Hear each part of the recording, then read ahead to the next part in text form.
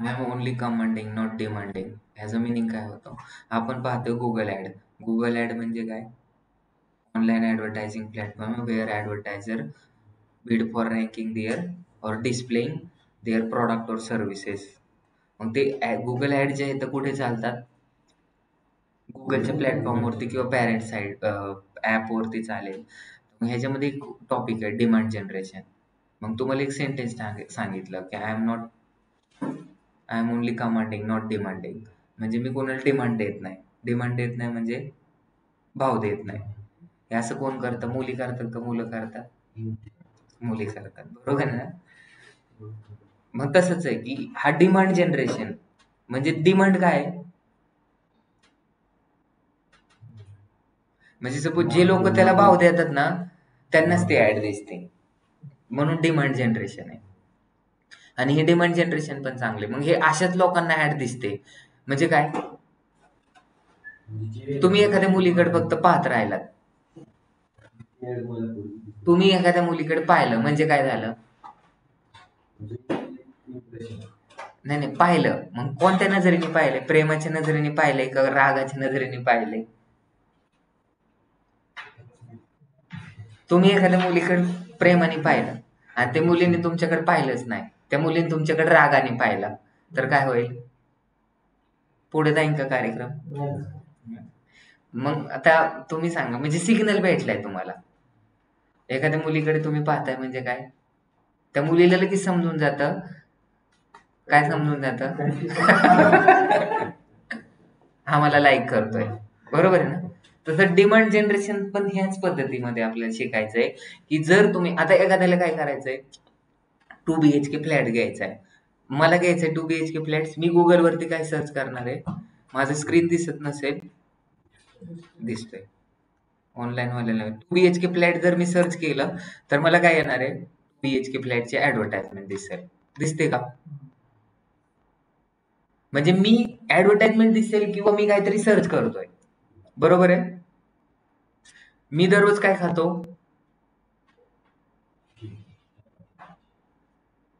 Online order करतो Amazon Flipkart वरून fried rice. मग ज्यावेळेस मी एकदा दोनदा ज्यावेळेस हे फ्राईड राईस ऑर्डर करेल ना तर मला त्या रिलेटेडच सगळ्यात जास्त ऍड दिसायला चालू होतात. का? कारण मी सर्च करतोय आणि आपण ज्या गोष्टी सर्च करतो ना ते पण गुगलला माहिती. म्हणजे तुम्ही लास्टच्या 30 दिवसामध्ये कुणाबरोबर काय बोललात आणि 30 दिवसामध्ये तुम्ही काय हरकत केल्यात त्याच्यानुसारच ऍड दिसतात. जास्त कुठल्या मार्केटमध्ये सर्च ऍड जास्त सर्च ऍड मध्ये पण आणि डिस्प्ले ऍड जास्त चालतात. एजन्सी मध्ये जास्त सर्च आणि डिस्प्ले डिस्प्ले ऍड सगळ्यात जास्त चालतात. मग डिस्प्ले ऍडचं मार्केट कॅप 70% आहे. सर्च ऍडचं 30% आहे. व्हिडिओ ऍडचं 20% आहे. असं सगळ्यात जास्त डिस्प्ले ऍड आहेत. कारण डिस्प्ले ऍडचं मेन ऑब्जेक्टिव्ह काय? कोणता पण बिझनेस असेल तर ते जास्तीत जास्त एक तर त्यांना काय करायचंय, वेबसाईटवरती ट्रॅफिक आणायचं असतं किंवा ॲपवरती ट्रॅफिक आणायचं असतं. म्हणजे एखाद्याचा ॲप असेल तरी त्याला काय करायचंय? डिस्प्लेचे ऍड रन करायचे. आणि डिस्प्ले ऍड मधून ब्रँड अवेअरनेस, ब्रँड कन्सन्ट्रेशन खूप जास्त होतं. आणि लीडसाठी मग फक्त आपलं सर्च ऍड. लीड्स जर तुम्हाला करायचं तर सर्च ऍड. कॉल जास्त आणायचे तुम्हाला तर सर्च ऍड. जास्त असं कामामध्ये पण आणि दुसरं म्हणजे काय बघा, डिस्प्ले ऍडचा जो रिझल्ट आहे ना स्लो आहे. रिझल्ट काय? स्लो आहे. म्हणजे ते अवेअरनेससाठी वापरलं जातं. म्हणजे सपोज माझी सायकल पंक्चर झाले तर मी लगेच सर्च करणार गुगलवरती पंक्चर शॉप नियर बाय मी किंवा काहीतरी मी सर्च करेल. मग त्या रिलेटेड मला रिझल्ट दिसतील. मला आता गरज आहे, माझी ऑफिसमधली लाईट गेली, मी आता सर्च करेल इलेक्ट्रिशियन नियर बाय मी. बरोबर आहे? म्हणजे लगेच गरज आहे त्यावेळेस लोक काय करतात? गुगलवरती सर्च करतात. पण आता सहज मी बसलोय मॅच पाहत किंवा मी सहज काहीतरी ब्लॉग वाचत बसलोय आणि मध्येच मला ऍड येते. मला आता गरज तरी आहे का? किंवा मी युट्यूबवरती मूव्ही पाहत बसलोय. माझं आत्ताचं मेन फोकस काय आहे? एंटरटेनमेंट. आणि मध्येच ऍड येते. पण नंतर मग ते सारखे सारखे ऍड दिसून आपल्याला काय होतं? त्या ब्रँड बद्दल म्हणजे एक गोष्ट सारखी सारखी दिसली म्हणजे प्रेम पण तुम्हाला होत असताना हे एकाएकी होत नाही. ही स्लो प्रोसेस आहे. बरोबर आहे ना? ते अट्रॅक्शन होऊ शकतं 1 दिवस 2 दिवसात, पण प्रेम होण्याची एक प्रोसेसच असते. प्रत्येक गोष्टीची एक प्रोसेस असते. बरोबर आहे का? इथं मी जे सर्च करतो ना, Googleला समजतं की हे काय सर्च केले आणि त्या रिलेटेड ॲड होतं आणि मग डिमांड जनरेशनमध्ये काय होतं ना, हाच गोष्टी होतात. आता मी काय केलं, मी ज्यावेळेस आता English grammar bye Darekar sir किंवा कोणता पण जर ॲप मी ओपन केला ना, तर मला त्या रिलेटेडच ॲड दिसतील. का दिसतील? आता मला दुबई रिलेटेड किंवा कोणत्यातरी आउट ऑफ कंट्रीची ॲड दिसेल. किंवा मला 2 BHK किंवा GoDaddy होस्टिंगची ॲड दिसेल. का दिसेल? का दिसेल? त्याचं रिझन म्हणजे काय? मी ज्या लाखच्या 1 महिन्यामध्ये किंवा 6 दिसली का? मी तुम्हाला मला काय कोणती ॲड दिसणार आहे ते आधीच सांगितलं. का दिसणार आहे? कारण माझा जो बिहेव आहे, म्हणजे मी ज्या पद्धतीने वागलोय Googleवरती, त्या पद्धतीने मला दिसणार. मी काय सर्च केलं होतं? तिकीट काढायसाठी गेलो होतो मी. बरोबर आहे? मग ते इथं दिसलं. ते कॅच करतं आपण काय करणार आहे, काय नाही करणार आहे ते. आता ब्लॉग तर तुमचे ते जुने आहे म्हणजे ब्लॉग तर तुमचे म्हणजे म्हणजे जे आहे ना इंग्लिश हां, हे 2017 साली क्रिएट केलं होतं. तर आता इथं बघा माझे चुलते टीचर आहेत. तर मग त्यांना मी सांगितलं सगळं नवीन डिजिटल मार्केटिंग झाल्यानंतर. मग ते बोलले माझ्याकडे खूप कंटेंट आहे. म्हणलं तुम्ही कंटेंट लिहून देत जा, मी इथं पोस्ट करत आहे. आता सध्या जो आहे ना, तो आता 11-12चे जास्त एक्झाम असतात ना, त्यावेळेस जास्त हे होतं. आता बघा हे 20 होतं, आता 22 पर्यंत गेलंय. आणि नंतर दिवाळीला जास्त पैसे भेटतात. लोक शॉपिंग जास्त करतात ना दिवाळीला. हे जे ॲड दिसतात ह्याच्यावरून. आता ते माझ्या ऐवजी तुम्ही तिथे जर ओपन केला आणि हा जर ब्लॉग ओपन केला, तर तुम्हाला दुसरे ॲड दिसेल.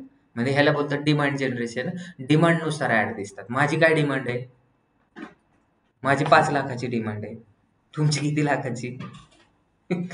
डिमांड तुमची काय आहे त्याच्यानुसार तुम्हाला ॲड दिसतात. त्याच्यामुळे त्याला डिमांड जनरेशनचा ॲड बोलतात. आपल्याला फक्त समजून घ्यायचं होतं डिमांड जनरेशन काय असतं आणि आजचा तो टॉपिक पाहायचा होता. Google ॲड मी हे Googleवरती सर्च केलं. खाली आल्यानंतर ऑफिशियल Google ॲडची साईट दिसली. त्याच्यावरती क्लिक केलं. ऑलरेडी माझं अकाउंट आहे. एका ईमेल आयडीवरती आपण अनलिमिटेड ॲड रन करू शकतो. एका ईमेल आयडीवरती आपण अनलिमिटेड अकाउंट क्रिएट करू शकतो. कालच्या लेक्चरमध्ये आपण सांगितलं होतं की आपल्याला काय करायचं असतं? ॲडव्हर्टायझर व्हेरिफिकेशन असतं. एक एजन्सीचं व्हेरिफिकेशन असतं आणि एका युजरचं व्हेरिफिकेशन. 2 लोकांचं व्हेरिफिकेशन होतं. एक म्हणजे जो ॲड रन करतोय आणि जे ॲड रन करतोय. बरोबर आहे? कारण हे व्हेरिफाय काय होतात? तुमचं नाव, तुमचं पेमेंट आणि समोरच्याचे कीवर्ड काय आहेत ते. आता काय कीवर्ड असे येतं, ते इलिजिबल होत नाहीत. जसं की आता मी जर टाकलं, काय टाकलं? Cricket ID. पण कोणती आयडी? बरोबर आहे ना? कारण काही गोष्टीला इंडियन गव्हर्नमेंट किंवा महाराष्ट्र गव्हर्नमेंट आहे त्यांनी बॅन केलेलं असतं. समजलं ना? त्याच्यामुळे ते सगळं रिव्ह्यू केलं जातं. मग एखादं डायरेक्ट ॲडमिशन हा शब्द ब्लॉक केलेला आहे. कारण तुम्हाला डायरेक्ट ॲडमिशन म्हणजे मॅनेजमेंट कोट्यातून ॲडमिशन घेणं चुकीचं आहे. कारण हे गव्हर्नमेंटला पैसे जातील का मॅनेजमेंटचे? नाही जात. त्याच्यामुळं गव्हर्नमेंटने हे असे काही कीवर्ड Googleकडे सबमिट केलेले असतात. त्याचं पॉलिसी बनवलेली असते Googleनी. त्याच्यामुळं सगळ्या प्रोसेस स्मूथ चालण्यासाठी Googleचे रूल्स अँड रेग्युलेशन बनवलेले आहेत. त्यालाच आपण अल्गोरिदम बोलतो. बरोबर आहे? ते अल्गोरिदम सगळे फॉलो करायचे असतात. आपण एक न्यू अकाउंट केलं होतं. ह्याचं प्रत्येकाचा तुम्ही पाहिलं असेल प्रत्येकाचा आयडी वेगवेगळा होता. एका ईमेल आयडीवरून आपण अनलिमिटेड अकाउंट क्रिएट करू शकतो, पण प्रत्येकाचा आयडी वेगळा होता. आपण आत्तापर्यंत कोणत्या ॲड रन केलेले आहेत, आत्तापर्यंत काय गोष्टी केलेल्या आहेत, त्या सगळ्या इथं दिसतात. ह्याला बोलतात डॅशबोर्ड. डॅशबोर्ड म्हणजे कसं एका गाडीला पण डॅशबोर्ड असतो, कारला डॅशबोर्ड असतो. आपल्या कारमध्ये फ्यूल आहे का नाही, पेट्रोल आहे का नाही, हे कसं समजतं डॅशबोर्डवरती? लाईटनुसार आपण कोणतं इंडिकेटर दिलेलं आहे. आपल्याला जर राईटला जायचं असेल तर आपण लेफ्टचं इंडिकेटर देतो का? नाही देत. राईटचं देतो. तर ह्याच्यानुसार ह्या डॅशबोर्डवरून आपल्याला एक्झॅक्टली समजतं की आपल्याला क्लिक्स किती आलेले आहेत, इम्प्रेशन किती आलेले आहेत, कॉस्ट पर CPC किती आहे आणि टोटल अमाउंट किती आत्तापर्यंत स्पेंड केलेलं आहे. ह्या सगळ्या गोष्टी समजतात आणि आत्ता आपल्या ह्यांनी सांगितलंय की बॅलन्स एक्झॉस्ट झालेला आहे. Your balance is either exhausted or nearly exhausted. To ensure that your ad keep running, make a payment, add money to your account. हे सांगितलेलं आहे. समजलं? मग इथे जाऊन आपण फिक्स करून ते पेमेंट पण ऍड करू शकतो. पण आता माझा टॉपिक कोणता आहे की तुम्हाला डिमांड जनरेशनची ऍड रन करायची.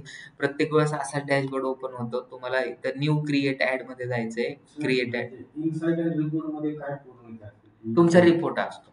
पूर्ण का? हो, इनसाइट अँड रिपोर्ट मध्ये insight, option insight, search term. आता आपल्याला हे पुढं पाहायचंय म्हणजे तुम्ही डायग्नोस्टिक्स बोलता त्याला. म्हणजे ही अनालिस्टचा पार्ट असतो. एक अनालिस्ट असतो कंपनीमध्ये, डिजिटल मार्केटिंग अनालिस्ट. आता सपोज मी हा कॅम्पेन रन केलाय आणि आता सपोज मी सर्च टर्म वरती गेलो, तर हा कॅम्पेन कोणत्या लोकांना दिसला आणि त्यांनी काय सर्च केलं होतं त्यामुळे त्यांना कॅम्पेन दिसला. आता मी टाकलं होतं digital marketing courses, data analytic courses, त्यांनी सर्च टर्म काय नको करू, कीवर्ड अप्लाय नको करायला. आता बघा, data analytics courses in Pune हे कीवर्ड सर्च केले होते. ब्रॉड मॅच कीवर्ड आहे, त्याला ते ऍड दिसली. त्याच्यामध्ये ऍव्हरेज सीपीएम किती रुपये गेले, डिजिटल मार्केटिंग एजन्सी असं सर्च केल्यानंतर सुद्धा आपली काय दिसली, ऍड दिसली. आपण तर तो कीवर्ड टाकलाच नव्हता. Digital marketing services in India हे तर आपण टाकलंच नव्हतं. सर्व्हिसेस साठी कॅम्पेन रन केला होता का परवा दिवशी आपण? नाही. आपण काय केलं होतं, डिजिटल मार्केटिंग कोर्सेस साठी केलं होतं.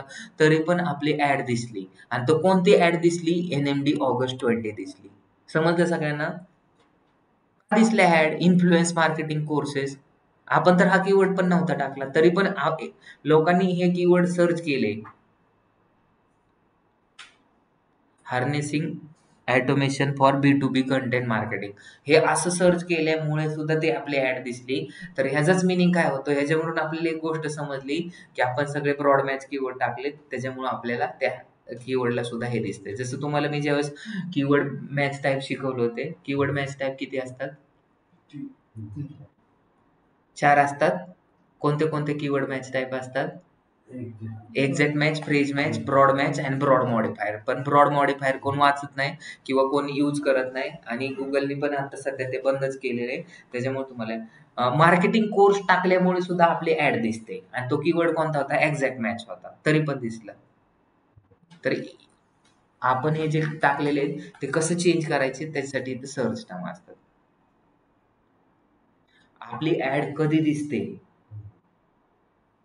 आणि कुठं दिसते हे पण आपल्याला इथं वेन अँड वेड हे अनालिसिसचं पार्ट आहे. कशाचं पार्ट आहे? 5 मार्चला तुमची ऍड दिसली होती. किती वाजता चालू झाली? 30 तारखेला तुमची ऍड दिसली होती. किती क्लिक आले 30 तारखेला? 24 क्लिक आले. 12 तारखेला किती आल्या? 75 क्लिक आल्या. सगळ्यात जास्त क्लिक कोणत्या दिवशी आलेत बघा? 152. कोणत्या? 17 फेब्रुवारीला. हे अनालिसिस करण्यासाठी तुम्हाला खूप इम्पॉर्टंट आहे. रिपोर्ट डाउनलोड पण होतं. आता तुमची ऍड मोबाईल्सवर, फोनवरती दिसली होती. कोणता कॅम्पेन दिसला होता? त्याच्यामध्ये ॲव्हरेज सीपीसी किती होती? टोटल क्लिक्स किती आल्यात? इंटरॅक्शन रेट किती होता? तर ह्या अनालिसिसचा. नंतर YouTubeची ऍड होती. ह्या सगळ्या गोष्टी तुम्हाला इथून अनालिसिस करायच्या. आपण एखादी कॅम्पेन रन केलं की मग हे पण बघावं लागतं का? हे बघावं लागतं. तुम्ही स्क्रीनवरती तुमची ऍड दिसली. किती रुपये गेले? सीपीएम किती झाला? कॉम्प्युटरवरती पण दिसली. कोणती ऍड दिसली? पण मग सगळ्यात जास्त आपल्याला इंटरॅक्शन रेट कशाचा येतोय?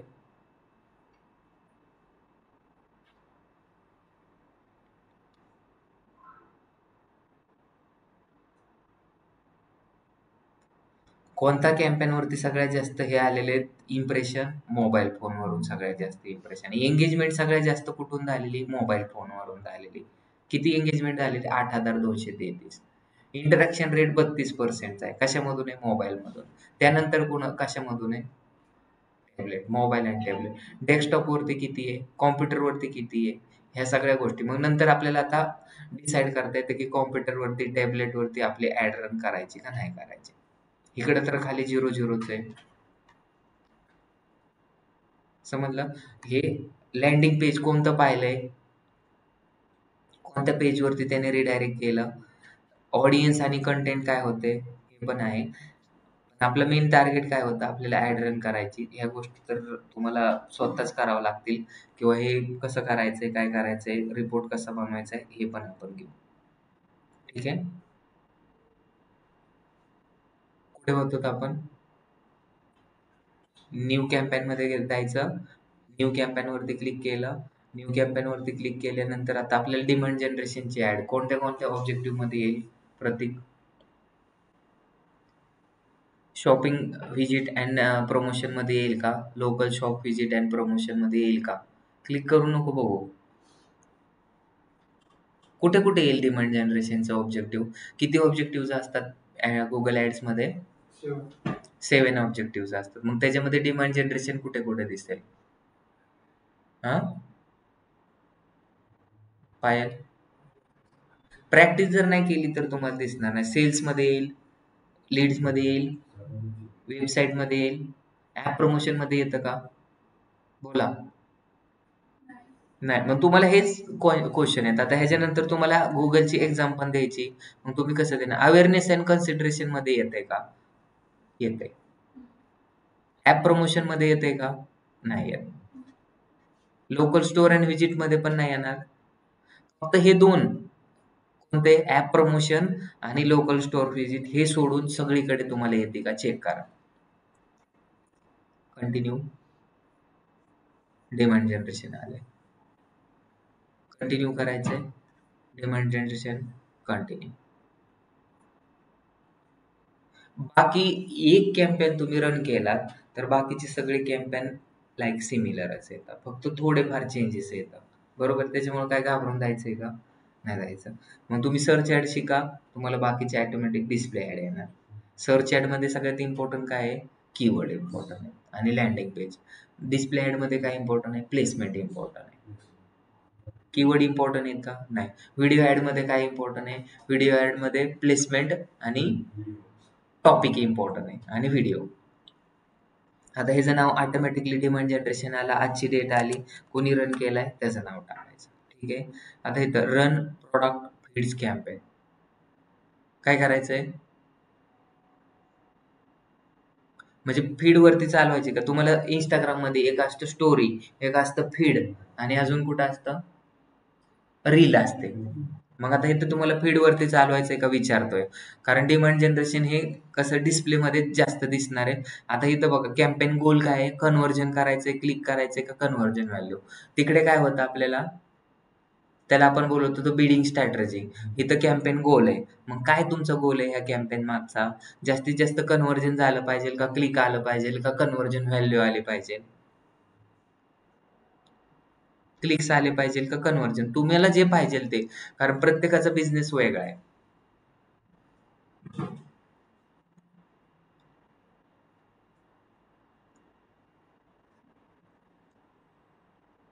काय करायचं बोला. क्लिक्स आणायचं.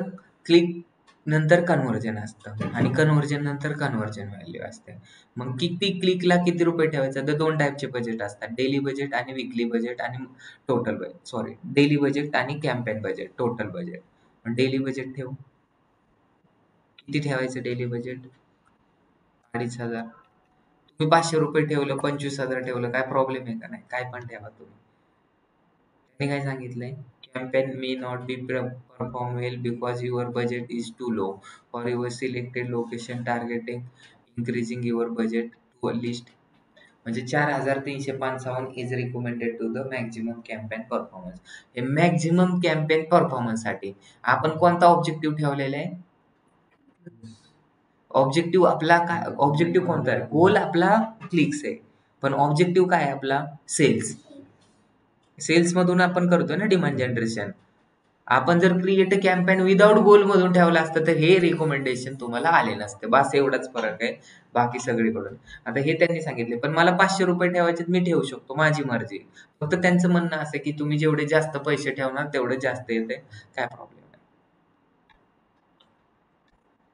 नंतर स्टार्ट डेट आणि एंड डेट तुम्हाला एडिट करायची का? तुम्हाला वाटतं की मला उद्यापासून कॅम्पेन स्टार्ट करायचं आहे, स्टार्ट करू शकतात. आता इथं बघा लोकेशन अँड लँग्वेज. लोकेशन काय ठेवायचंय आणि लँग्वेज काय ठेवायची? नाही सिलेक्ट करायची. मी तुम्हाला सांगितलं की गुगल ऍड मध्ये कधीच नाही करायचं. हे ऑन करायचंय का लोकेशनचं? येस. ह्याच्यामध्ये ऑन करायला ऑप्शन येतो. समजलं का? दुसऱ्या कॅम्पेन मध्ये तुम्हाला असं ऑप्शन येतं का डिमांड जनरेशन आहे. आता इथून पण माणूस सर्च करू शकतो पाणीपुरी. दिल्लीचा माणूस पण सर्च करू शकतो पाणीपुरी. इथला पण माणूस सर्च करतो कोर्सेस. दिल्लीमधला पण माणूस सर्च करतो कोर्सेस. तर अशा प्रकारे इथं तुम्हाला ऑन करावं लागतं आणि इथं तुम्हाला मेन्शन करावं लागेल inter your location Pune.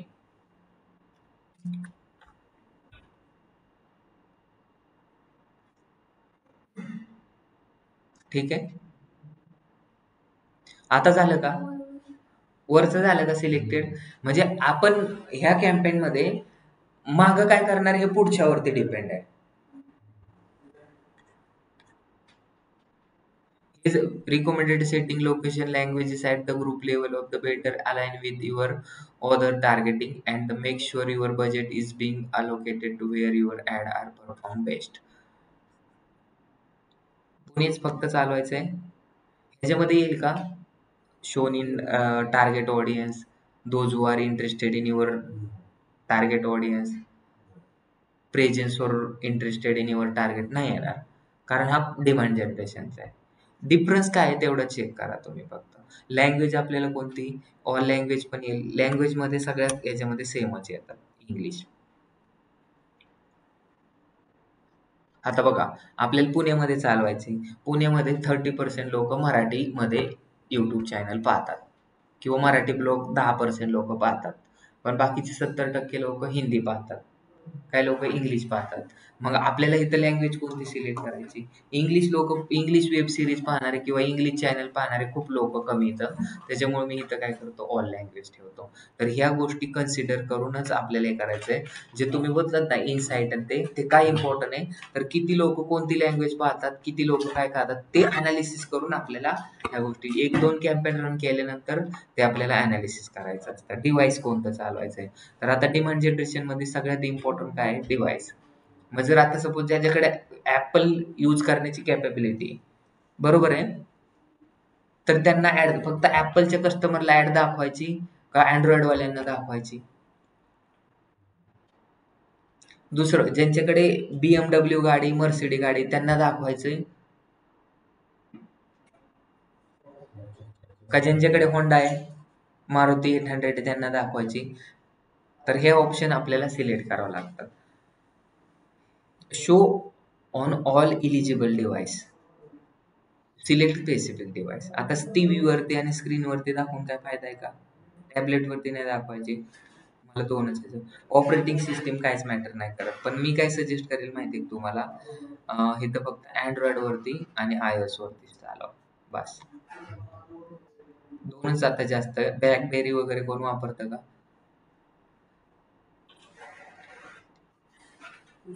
All device वरती करायचंय का? इथं काय केलंय आपण अँड्रॉइड.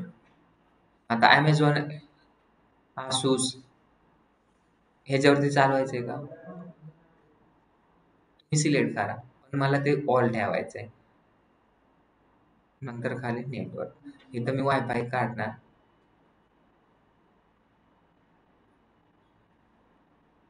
इंडियाचंच फक्त ठेवायचं. एक तर वायफाय सिलेक्ट करायचा.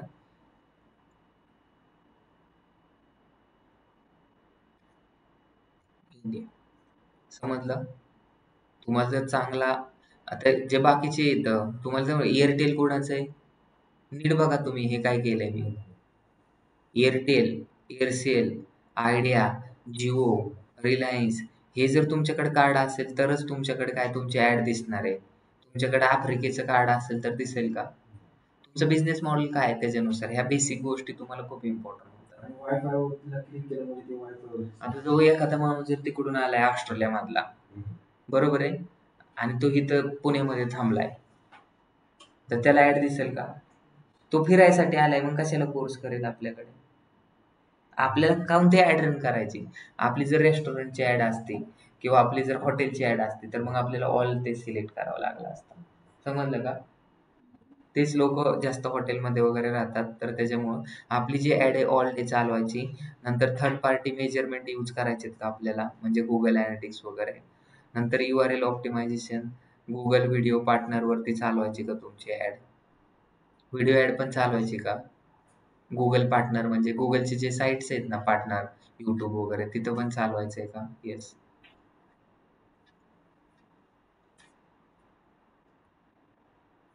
आता इथं काय करायचं आपल्याला, कॅम्पेनचं नेम ऍड ग्रुप 1 आहे. जसं तिकडे ऍड ग्रुप 1 2 3 आपण रन करतो तसंच आता हे कशासाठी करायचंय, डेटा अनालिटिक्स. ऑडियन्स काय आहे, ऑडियन्स ऍड अँड ऑडियन्स. इथं ऑडियन्स ऍड करायचे म्हणजे तुम्हाला मी टॉपिक सारखा सांगत होतो ना, new audience.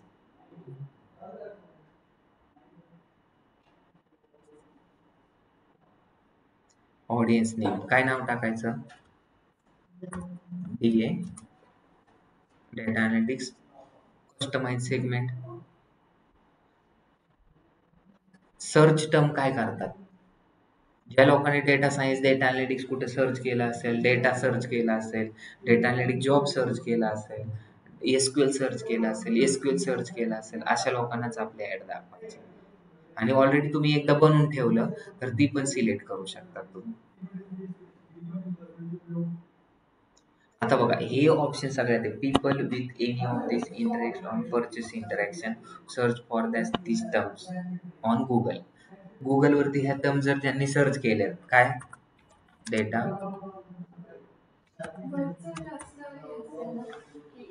Interest purpose interaction, वरचं आणि खालचं, खालचं जास्त इंटरॅक्ट, म्हणजे ज्यांनी हे रिलेटेड सर्च केले ना त्यांनाच ते ऍड दिसणार. म्हणजे आपण जे कीवर्ड वगैरे टाकलेत ना त्याच्यानुसार येणार ते. Data science and data analytics, big data, data वरचा केलं तरी चालतो ना. जर तुमचा आता टार्गेट ऑडियन्स काय, वरचं काय people with any of this interest or purchase interaction, तुम्ही आता मी तिथे NMD सर हा ई कॉमर्सचं पाहिजे नसेल ना तर ई कॉमर्स रिलेटेड लोक काय सर्च करतील, वरच्याचं मिनिंग म्हणजे काय माहिती का, काहीतरी people interaction purchase interaction. Purchase interaction काय, सपोज मी थांबा आता मी तुम्हाला सांगतो, मागल्या महिन्यामध्ये मी काय घेतलंय, एअरपॉड घेतले. कशावरून, परचेस केलेले. मग मला आता एअरपोर्टचीच ऍड दिसेल, त्याचं मिनिंग ते. म्हणजे आता सध्या त्यांचं पर्पज बिहेव काय, मी बॅड घेतो सारखी.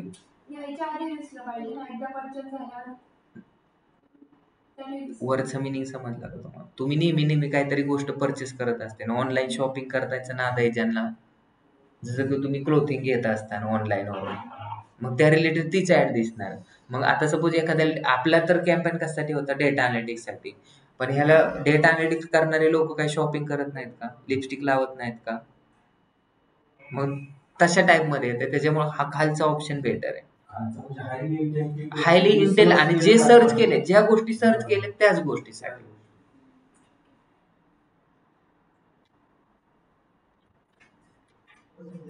त्याच्यामुळे हे जे कॅम्पेन आहे हे परफॉर्मन्स मॅक्स मध्ये पण सगळे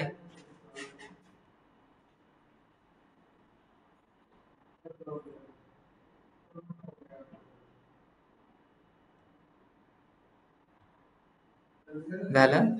अजून तुम्हाला जर कॉपी पेस्ट करायचं असेल तरी कर. सेगमेंट नेम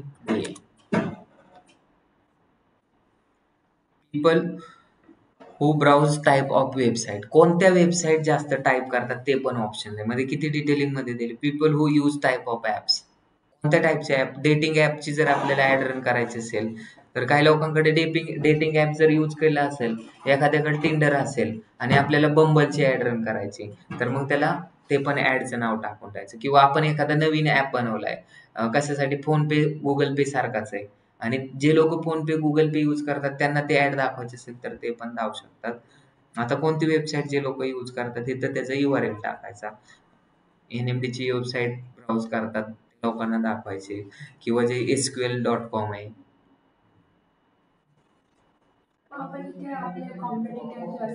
हा, कॉम्प्युटरचे टाकले तरी चालतंय, पण असे लोक आता जसं की आपला कॉम्प्युटर सगळ्यात मोठा कोण आहे, नाही, काय संबंध येत नाही. काय नाव आहे,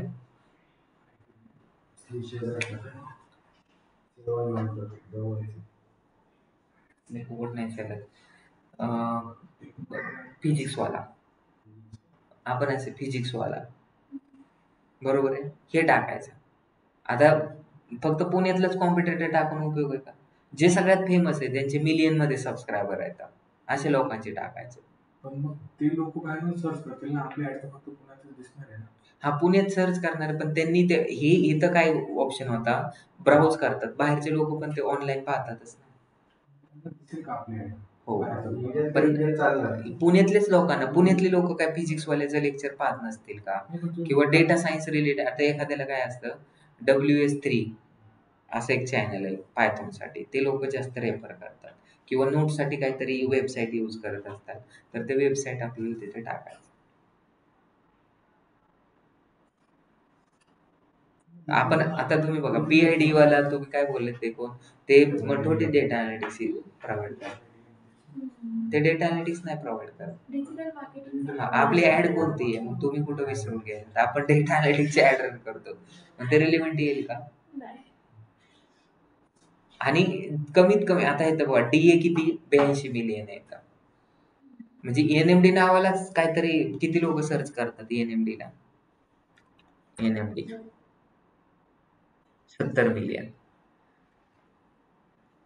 पर डे असतं का कसं? नाही नाही, महिन्याचे. तुम्ही काय म्हणतात 7 मिनिटर, त्याचं काही येणारच नाही ते. हे म्हणजे जे छोटे आहेत ना, ज्यांना 2000 1000च्या खाली येतात, ते तिथे येतच नाही. Your data custom adword optimize list पण टाकू शकतो. म्हणजे जे लोक आपल्या ऍडवर्ड मध्ये आलेले आहेत ना, ऑलरेडी ऍड रन केलेल्या, वेबसाईट व्हिजिटर, ज्या लोकांनी आपल्या वेबसाईटवरती व्हिजिट केले ना, त्या लोकांना परत परत ऍड दिसते. म्हणजे असं दिसले का, तुम्ही जर एखाद्याच्या वेबसाईट मध्ये गेलात की त्यांना परत त्याच वेबसाईटच्या जास्त, तर हे सगळ्यात इम्पॉर्टंट आहे. समजलं ना? ही ऍड जास्त कशासाठी वापरतात? रिमार्केटिंग साठी. रिमार्केटिंग साठी मार्केटिंगला वापरायची. हो. रिमार्केटिंग म्हणजे काय, एखादा माणूस जर आपल्या वेबसाईटवरती आलाय ना, आता हे बघा purchase of NMD private limited, हे आपण लावलंच नाही तिथं, म्हणून आपल्याला इथं 00 दिसतंय. आपण टॅग मॅनेजर वगैरे काही यूज नाही केला. सर्च टर्म, इथं सर्च टर्म टाकलेले आहेत वरती.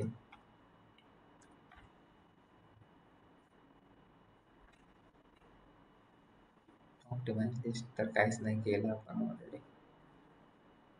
कारण आपल्याकडे ऑनलाईन काय परत परचेस नाही करत आपल्या वेबसाईट मधून. Interested and detail demography.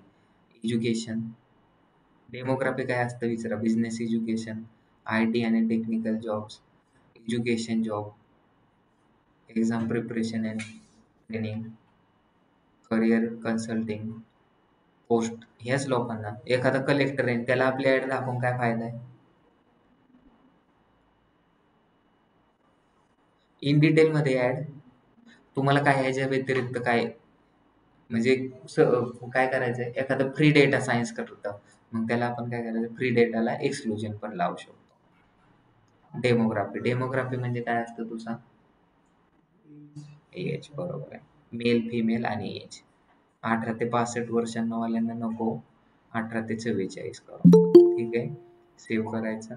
एवढ्या लवकर कोण जॉईन करतंय, त्यांना एखादा आवड दिला पाहिजे.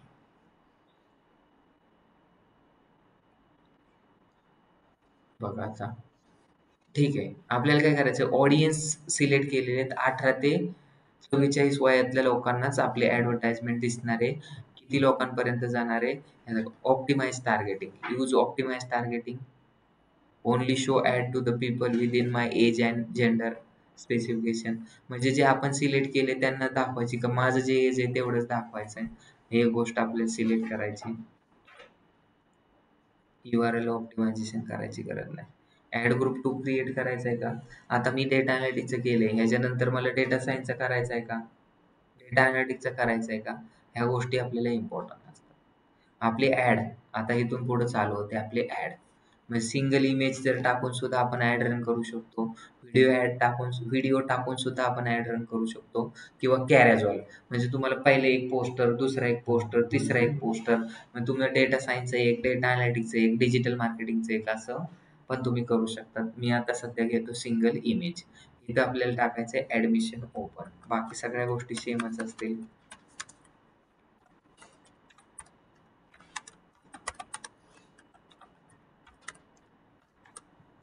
टाकलंय. इथं बघा तुमचं ऍडचं नेम 255 कॅरेक्टरचं येतं आणि आपलं जे नॉर्मल टाकतो ते 30 character. Admission open for data analytics and data science. Demand जनरेशनचा कॅम्पेन आहे. डिमांड जनरेशन म्हणजे आपण जसं बिहेव करतो त्या रिलेटेडच आपल्याला ऍडव्हर्टाइजमेंट दिसते, त्याच्यामुळे ह्याला डिमांड जनरेशन बोलतात. Data science courses. Admission open for data analytics and data science with scholarship.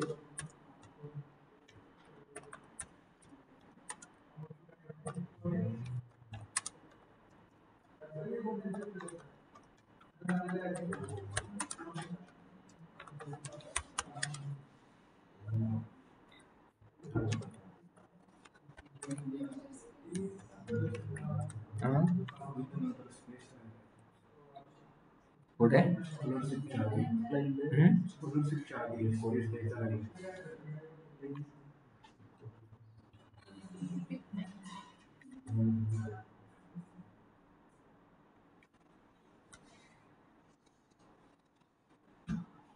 is in just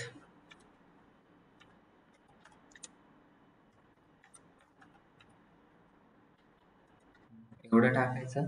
final URL कुठे आपल्याला रिलोकेट करायचे जास्तीत जास्त, तुमच्या डिस्कवरी वरती कसे दिसणार आहे, ईमेल वरती कसे दिसणार आहे, हे सगळं दिसतं. तर आपण बघा इथं आपण काय करणार आहे, आता इथं गुगल वरती आपण सर्च करू data analytics courses in Pune. आपली वेबसाईट पहिल्या नंबरला दिसते का? मग कितव्या नंबरला दिसते? तुम्हाला एखाद्याने विचारलं तुम्ही कोणती SEO केला वेबसाईटचा, तर तुम्ही सांगणार मी NMTच्या वेबसाईटचा SEO केला. मग ते गुगल वरती सर्च करून बघतील, तर आपली वेबसाईट येते ना 1 नंबरला का नाही येत? अहो येते का नाही येत?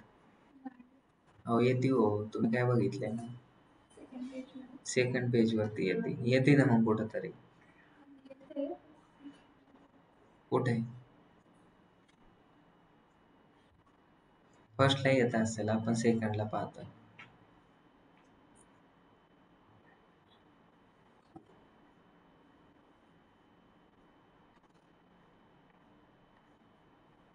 Data analytics courses in Pune परत एकदा सर्च करतो.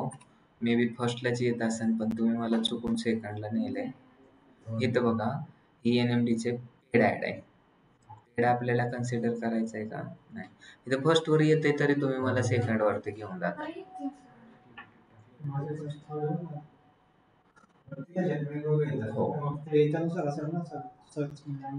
मी तेच तुम्हाला सांगितलं. तुम्ही पुण्यातले आहेत का? बघू तुम्ही काय टाकलं कीवर्ड. काय टाकलं? Data analytics courses in Pune. बरोबर आहे. पहिल्यांदा काय येतात तुमच्या पेड ऍड येतात. मग पेड ऍड तुम्हाला रिझल्ट मध्ये दिसतील का?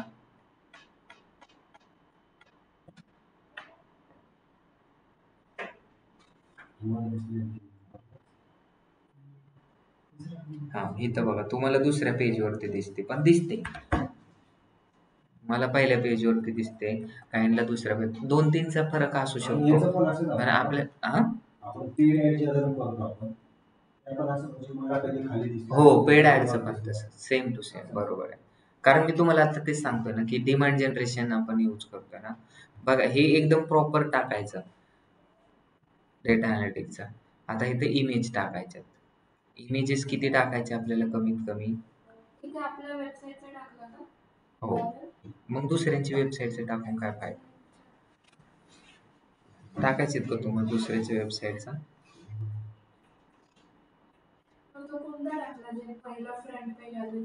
नाही जे रँकिंग आता बघा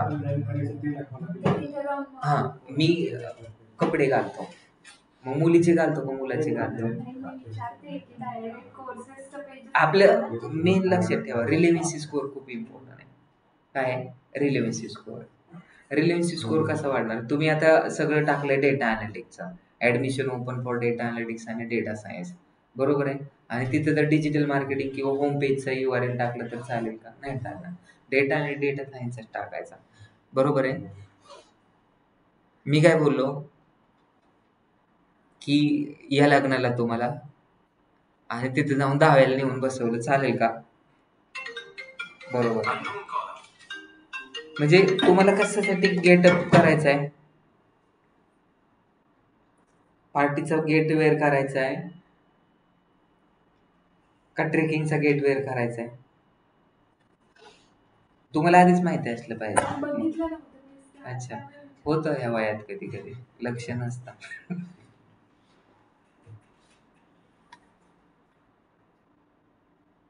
ठीक आहे, सिलेक्ट केलं मी 5 रेशो. हे फुलफिल करायचे. जेवढे जास्त इमेजेस टाकणार तेवढं तुमचं होईल. अजून पण ते इम्प्टी दाखवतंय, अजून टाका म्हणताय इमेजेस. टाकल्या नंतर आपल्याला काय टाका म्हणते, लोगो टाका. आहे का तुमच्याकडे लोगो? नाहीतर इथलं सिलेक्ट करा.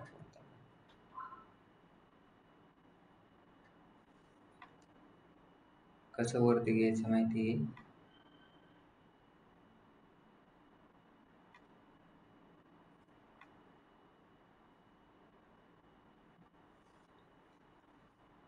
आपल्या कंपनीचाच लोगो पाहिजे तर त्याला फायदा आहे. ट्रस्ट पण बिल्ड होतो. पण आपल्याकडे नाही आहे म्हणून आपण तो सिलेक्ट केला. ठीक आहे. अजून टेक्स्ट टाकायचे. आता इथं काय हेडलाईन 5 टाकायचे. काय टाकणार तुम्ही? लर्न डेटा अनालिटिक्स किंवा ऍडमिशन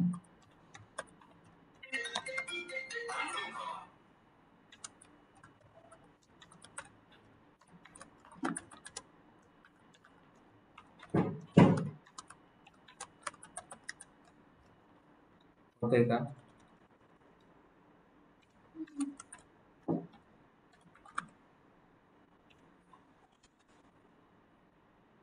%100% प्लेसमेंट गॅरंटी पण टाकतो.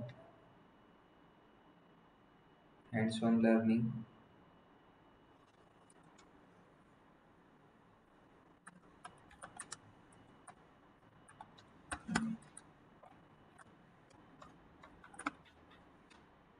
NMD private limited.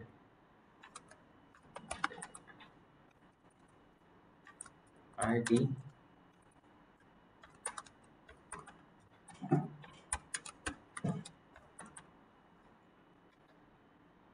Bus.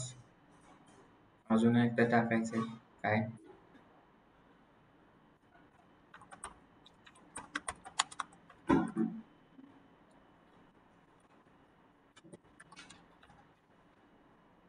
SCIENS from expert. बस. आता हे तर लॉंग हेडलाईन येतच तुम्हाला.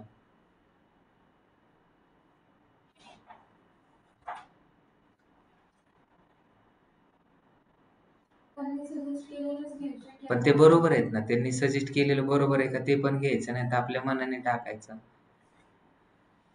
मला तर ते चांगलं वाटलं म्हणून टाकलं. NMD data.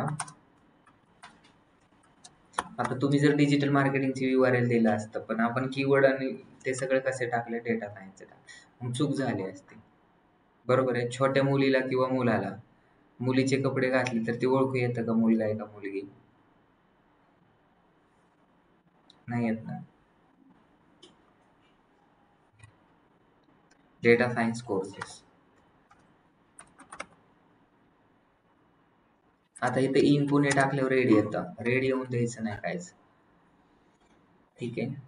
आता URL ऑप्टिमाइज करायचं का नाही? Go to review. रिव्ह्यू मध्ये येणार all of the action you are selected conversion goals are unverified. Conversion goal आहे तो अनव्हेरिफाईड आहे.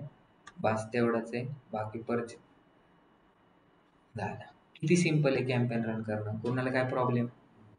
कॅम्पेन आपण काय केला, टाकला. आता पॉलिसी रिव्ह्यू होतील 15 ते 20 मिनिटात. Policy review in process upcoming मध्ये जाईल आणि अपकमिंग क्लिक्स येतील. तर अशा प्रकारे आपली ऍड रन होते. आपल्याला बिलिंग मध्ये जायचं आणि बिलिंग मध्ये जाऊन आपल्याला काय करायचंय,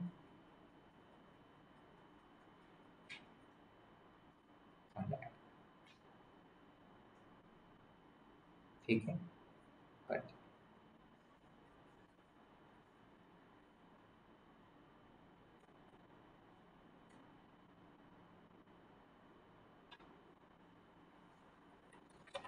आपण 2500 केलंय, मग 500 झाल्यानंतर ऍड बंद होईल ऑटोमॅटिकली. काय 500 रुपीज झाले की बंद होईल ना. म्हणजे जसं मुंबईला जायला पेट्रोल लागतं आपल्याला 5,000 रुपयाचं. हा काय झालं? नाही मॅटर काय करत नाही. बघा आता आपल्याला काय करायचंय, मुंबईला जायचंय आणि आपण फक्त 50 रुपयाचं पेट्रोल टाकलं. किती रुपयाचं पेट्रोल टाकलं? 50 रुपयाचं. आणि मुंबईला जायला 5,000चं पेट्रोल लागतं. मग गाडी किती किलोमीटर जाईल? हे पण आपण असं टाकताना तिथं 2.5 टाकलं होतं आणि इकडे 500 टाकले तरी चालतं. चालतं ना. तुमची गाडी पळणार.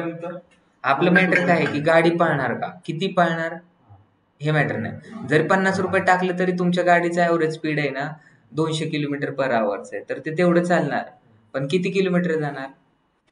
2, 4, 5 किलोमीटर जाईल. 2च किलोमीटर जाईल, नंतर बंद होणार. मग तुम्ही आता 500 रुपये टाकलेत तर 500 रुपयामध्ये तुमची ऍड चालू होईल, 1-1.5 तास चालेल, बंद होईल. 2,500 हे 12 तास 24 तासात टाकले, बरोबर आहे. मग आता तुमची ऍड डिवायडेड बाय काय करा, 500 करा. किती तास चालेल? आणि हे कशावरती पैसे काढतात? इम्प्रेशनवरती काढतात. त्यांनी तिथे सांगितलं होतं 5,000 2,500 रुपयामध्ये किती इम्प्रेशन, किती क्लिक्स येतील? 155 क्लिक्स येतील. पण तुम्ही किती टाकलेत? 500 रुपये टाकलेत. 155 डिवायडेड बाय 500 करा. किती क्लिक्स येतील? तेवढे तुम्हाला क्लिक्स येतील, काय प्रॉब्लेम नाही. 613944. मग तसं जर विचार केला तर आता बघा, दररोजचं तुमचं महिन्याला 5,000 रुपये तुम्हाला खर्चायला लागत असेल का? तेवढे मूवीज बघायला लागतात. किती हा किती खर्च होतो तुमचा दिवसाला? किती सांगा, एक नंबर सांगा. 70 रुपये? अहो काय नाही नाही बोलता, सांगा ना, काहीतरी होत असेल ना. स्टुडंटच्या जीवनात 500 रुपये पकडू मी खर्च. बरं ठीक आहे, 750 रुपये, 7.5 किती पकडू? पर डे 250 रुपये पकडू. 250 रुपयाने किती होतात एका महिन्याचे? 7.5 होतात, बरोबर ना. 7,000च घडीभर आपण पकडू एका महिन्याचे. मग तुमचं पूर्ण आयुष्य जगायला किती पैसे लागतात? किती लागतात? हा कंटिन्यू 10,000 पकडा मग दरवेळेस. 10,000 म्हणजे एका वर्षाचे झाले 1,20,000. तुम्ही जगतात 70 वर्ष, किती पैसे होतात? एका वर्षाची 1,20,000. 1,20,000 म्हणजे 1,20,00,000 रुपये लागतील तुम्हाला जगायला पूर्ण. आहेत का तुमच्याकडे? 1 करोड आहेत का आता? मग का जगताय तुम्ही? मग तसंच आहे की आता आपल्याकडे नाही 2,500 रुपये नाही, तर म्हणून आपण 500 रुपये टाकले. थोडंफार तरी येईल ना काय. ही जास्त रिमार्केटिंगलाच वापरायचं नाही. रिमार्केटिंगला वापरू शकता, डिमांड जनरेशनला वापरू शकतात. हा आणि डिस्प्लेला पण तुम्ही यूज करू शकता. ह्याच्यातून बेटर परफॉर्मन्स येतो. पैसे नाही लागत, तेवढेच पैसे लागतात. पण ही जी ऍड आहे ती तुमची कोणाला, म्हणजे सपोज आता बघा युट्यूबवरती कसं होतं, एखाद्याने जर मी आता एकदा व्हिडिओ पाहिला, परत तेच जर व्हिडिओ परत येऊन पाहिला तर ते समोरच्या माणसाला खूप कमी पैसे भेटतात, रिटर्न व्हिजिटर आहे म्हणून. पण आता ही ऍड काय होणार, रिमार्केटिंगसाठी जास्त यूज केली जाते. तुम्ही माझ्या वेबसाईटवरती आलतात म्हणून तुम्हालाच माझी ऍड दिसणार आहे. एकदा दिसन, दोनदा दिसन, तीनदा दिसन, चारदा दिसन, खूप वेळा दिसन तुम्हाला ऍड. त्यासाठी ही ऍड आहे. त्याच्यामुळे मार्केटिंगमध्ये तुमचं कन्सेप्च्युअल क्लिअरिटी क्लिअर होणं खूप गरजेचं आहे.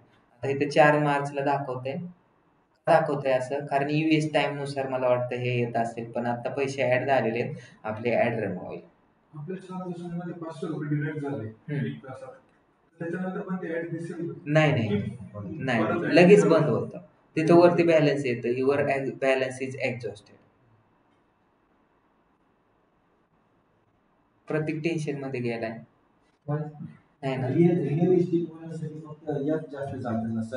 सर्च ऍड पण आणि डिस्प्ले ऍड पण. रिअल इस्टेट वाल्यांचं ट्रॅफिक घेऊन येण्याचं काम असतं. ई कॉमर्स वाल्यासाठी सगळ्यात जास्त डिस्प्ले ऍड. सेल करायचं असेल तर सर्च मार्केट वापरतात. ठीक आहे, काय प्रॉब्लेम नाही. आता तुम्हाला पण एक एक व्हिडिओ बनवायचा आहे आणि सॅटर्डेला आपल्याला ट्रॅकिंग काढायची डिजिटल मार्केटिंगच्या पोरांची. कोणी इच्छुक आहे तर त्यांनी नावं द्या. ट्रेकिंग ट्रॅकिंग असतं का ट्रेकिंग असतं? ट्रेकिंग आपलं ते आपल्याकडे ट्रॅकिंग कोड असतो ना गुगलचा, त्याच्यामुळे मी ते ट्रॅकिंगच म्हणतो. हा, पायलकडे नावं द्या. नाही ते सृष्टी वडणे करणे. हा, कुठं जायचं? किती ऊन आहे सर, हा, किती ऊन आहे. उन्हात थोडी जायचंय आपल्याला. छत्री पण भेटते मार्केटमध्ये.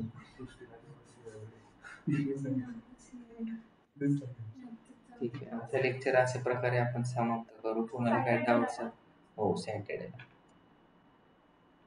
एक दिवस ते करायचं.